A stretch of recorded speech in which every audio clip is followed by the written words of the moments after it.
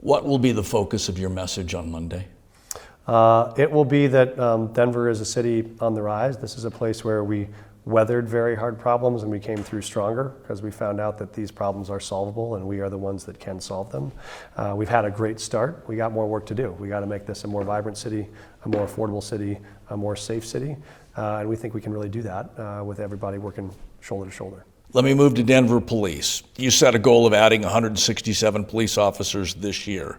Will you make that goal? And if not, why not? We are still on path, we think, to make that goal. The challenge is we're trying to help make our systems for recruiting and onboarding officers faster, more efficient, more equitable. We know that right now it can be 5 or 6 times longer to become an officer in Denver than it is in one of the neighboring jurisdictions because our system just takes too long. So we want it to be fair and equitable and streamlined, and we want to be able to get people that represent the communities that they serve. And so we're working on both of those things.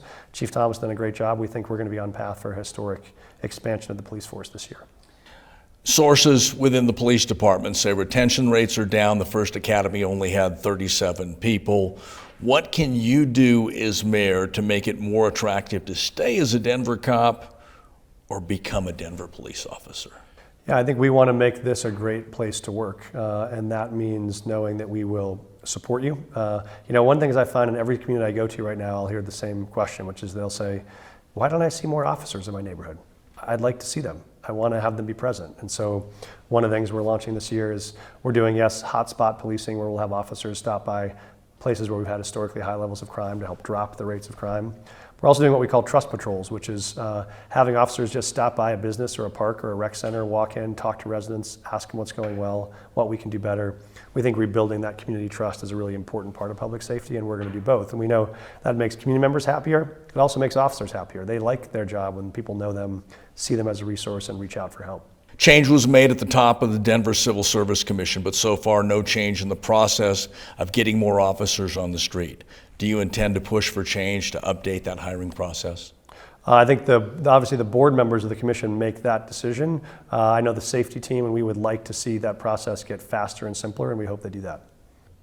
Police and response time. Sources tell us the addition of the 8 transitional housing sites has had a significant Sources tell us the addition of the 8 new transitional housing sites has had a significant impact on police and fire resources and response times.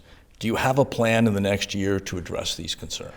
We do. First of all, it's reduced the total number of 911 calls citywide to encampments and to tents. It's just that we've moved those people to concentrated locations where they get services.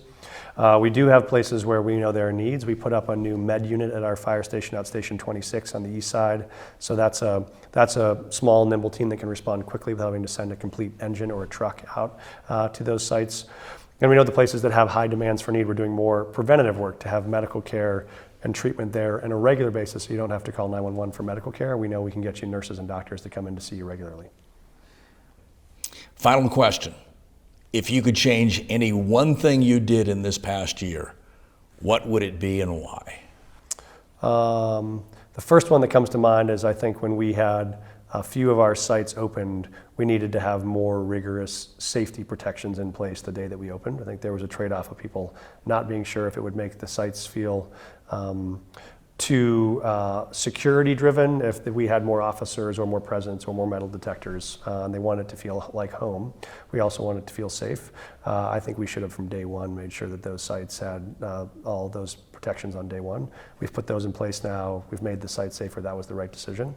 But if I had that back to do over again, I would.